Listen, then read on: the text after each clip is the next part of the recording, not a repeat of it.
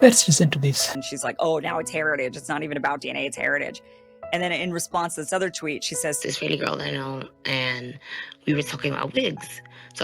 And she was like, oh yeah, there's a bunch of Black Americans here that play basketball, and there's like girls here that play basketball. You should hit them up, you know. They will know how to get like the wig, like the good, like American wig, you know, Black American wiggery.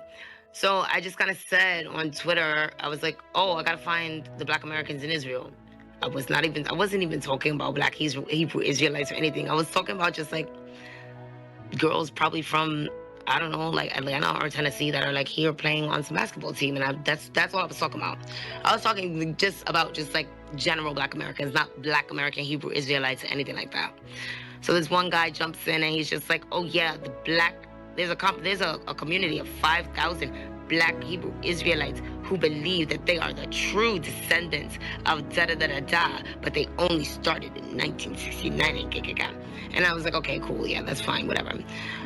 But, you know, obviously when somebody challenges somebody's, like, you know, Black identity, I feel a way, and because I understand Black identity, so I'm like, all right, no, let me explain this to you about the concept of an Israelite as it pertains to like Pan-Africanism and just, yeah, and Black Jewry, really. So, you know, I get that everybody has this like contemporary idea of just like this little patch of land, like Palestine or the Levant, Israel, whatever. But most of the like Black Hebrew Israelites and people like that, they're thinking about Israelites as like a grouping of people that were stretching all the way down from like Lebanon down into the kingdom of Kush. You know, that's where all the and Ethiopia, that's where all the, you know, Rastafarian Israelitism and the Black Hebrew Israelitism, like most, well, I don't know what Black churches are doing now, but I know that my grandmother and my like Black Christian family, they use the Hebrew Bible, and there's mad slave songs written about the Promised Land and Zion and all that other shit, and we have like all these churches, it's like Zion, Church of Zion, da-da-da.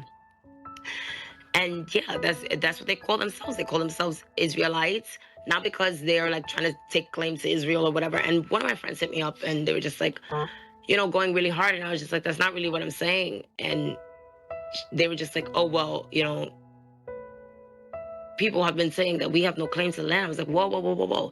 That's, first off, that's not where any, oh my God, that's not where I was going with that. I wasn't even thinking about that. I don't even like fucking know.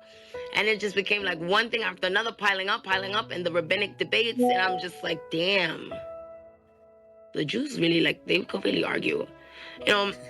And then some guy jumps in and he's like, oh, well, you know, Ethiopians aren't descendant from the thing. And I'm just like, all right, this is another attack on just like some Black identity. And this is kind of just like egging me right now. Like, so I got into the whole thing. I'm just like, honey, everything comes from Africa. Like,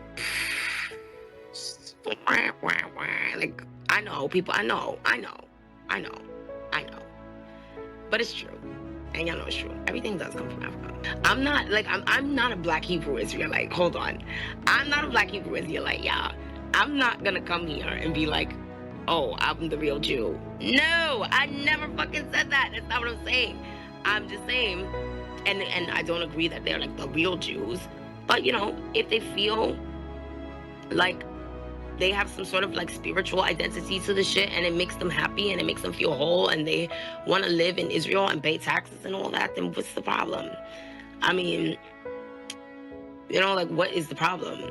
And just like all of the comments about like Ethiopian Jewry and everybody was just like, oh, they're not descendants and all that. That was offensive. It's just like, damn, haven't Jews had it bad enough? Like, you're trying to kick the Ethiopians out of the Jewry? Like, that don't make no sense. And the guys started going on and on about like, oh, you know, well, the DNA. And I'm like, okay, well, I mean, not to be a smartass, but if you're gonna make like somebody's Jewry based on DNA and you're like an Ashkenazi Jew, then I mean, technically these Palestinians have like Semitic DNA. That's right. And that is, she kind of says, well, it's not about the DNA. It's not about the DNA. Like, who cares? But because if it is about the DNA, then Palestinians are more Jewish than you, Ashkenazis. But it is about the DNA. It has to be about the DNA. You have to make it about the DNA because they make it about the DNA. I mean, if you're going to say that God promised us this land. So this artist goes to Israel and faces a lot of racism despite being a pro-Israel for the longest. And he is one of the most shouting artists when it comes to this matter. And now, after experiencing racism and disrespect, he immediately turns to pro-Palestine.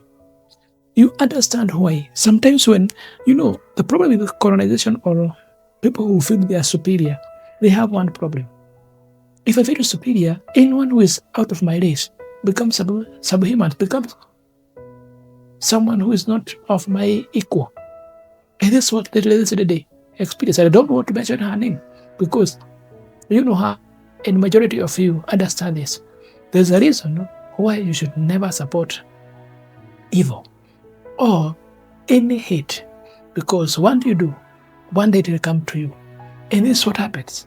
And this was a good karma for her, because this is a person who have glorified these crimes happening in Gaza. And you know what even has said, ICJ. I don't want to keep mentioning these names here because sometimes even the YouTube doesn't want us to mention this, because you know who controls this kind of media. It's a fact that sometimes it's good to experience this, because when you keep spreading hate and you experience, you understand why it's very dangerous to spread hate. And it's very dangerous to support colonization, because colonization was based on thinking that some people are subhuman, thinking that some races are not equal to you. You cannot colonize someone who think is your brother or your sister. And she now understands that why most of us support Palestine. I said another day here that anyone who feel Palestinian people do not have human rights is someone who has lost humanity. And this is what happens. You can celebrate all you want, but once this comes home to you, once you experience this kind of behavior, you understand this is wrong and it's wrong, and no way I can say it's right, even if every superpower, every owner of these platforms say or tells me to do it, because humanity is not selective. Human rights are not selective. And looking at her crying and complaining about what she has experienced, it's comedy to me. Why? Because you have been spreading this narrative. Now you have become the victim of the same narrative you thought was good. What kind of karma? This was the best experience ever, because it opens up her mind, and now she can see the big picture, and this is what we have been seeing. And sometimes I say that commonness is not common to all, and in fact some people do not see this, that never think like this, because if other people use this ideology, you will also cry. And we have been seeing more people use all kinds of words to dehumanize Palestinians. But these are human beings. And when you are dehumanized, you know the pain of dehumanizing other people. And this is what she's experiencing.